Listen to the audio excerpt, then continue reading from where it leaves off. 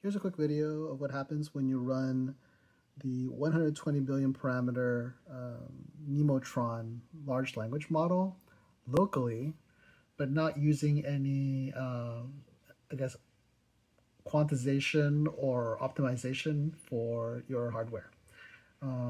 This is sitting on a DGX platform on a GN100 Spark equivalent, and it's got 128 gigs of RAM or VRAM, and currently right now it's pretty free.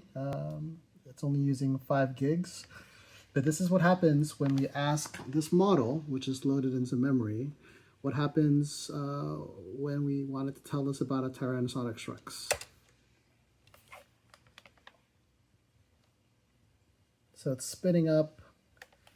You'll see the GPU utilization stay pretty flat. I guess right now what it's doing is it's thinking about it. It's setting up all the weights, and I'm going to time this.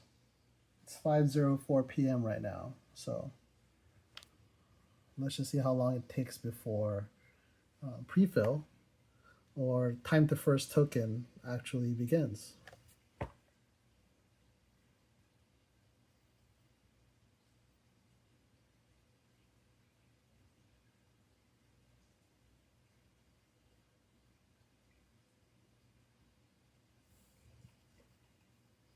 So it is now crashed. See? The mouse is no longer moving. It's actually stuck now. So, yeah, that's what happened.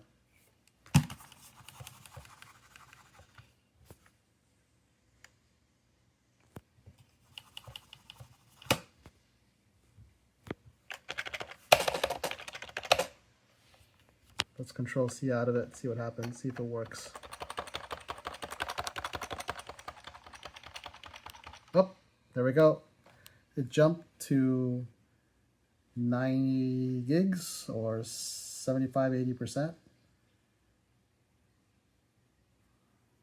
I guess it's still running, so at least I'm somewhat happy about that, but it's kind of unusable.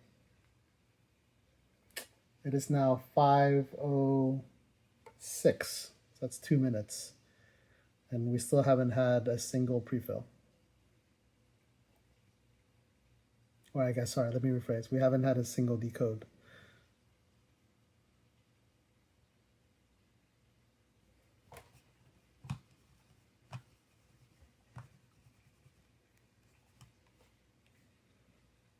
No response yet.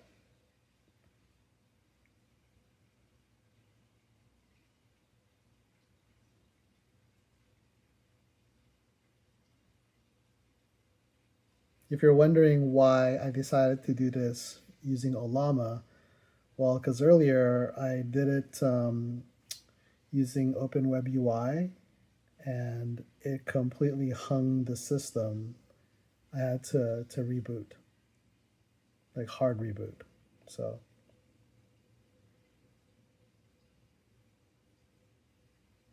again, it's been several minutes. No response.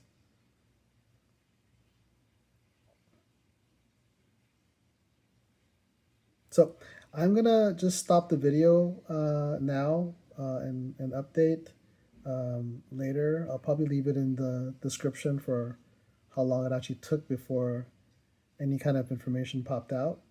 But just wanted to show what happens when you try to run it without properly being configured. Now, there's another video in this playlist that actually shows it working, but this time the same model was run with NVIDIA's floating point 4 quantization, and it's deployed using VLLM. Yeah, it actually works decently and usable.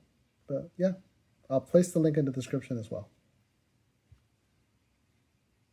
So after 6 minutes, it actually did appear. It is now 5:11. This started at 5:04.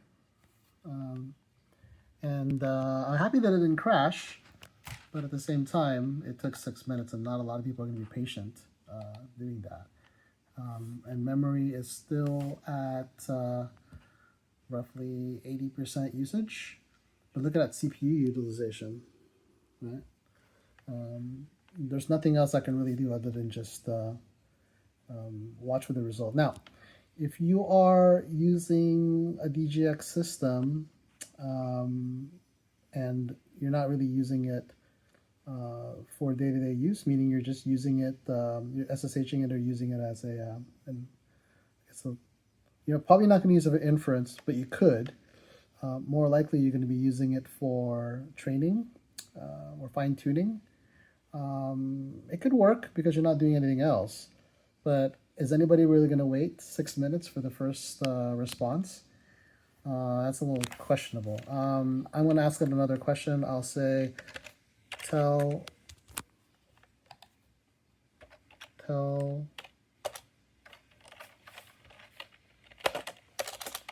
sorry, I'm doing this with me all about dogs. Okay, enter. There we go. It's 95% again. So it's much better now. After the first query. So I guess you need to spin up.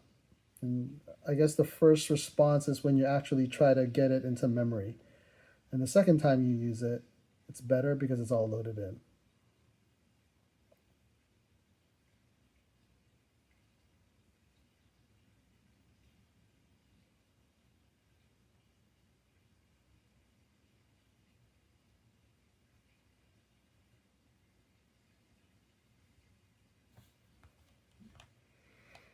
So perhaps, if you think about it, if the first time around you load the model into memory and then you let it run, and the second time, third time, fourth time, 100th time,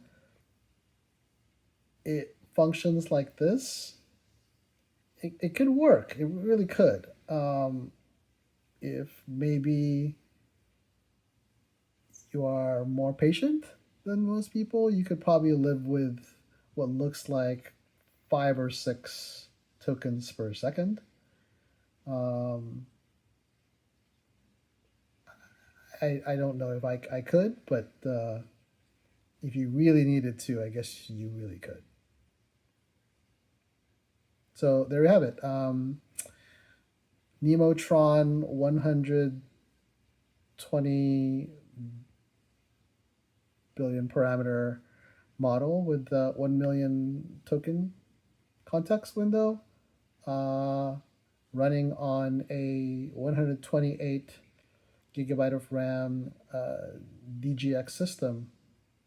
And in this case, it's the Acer GN100.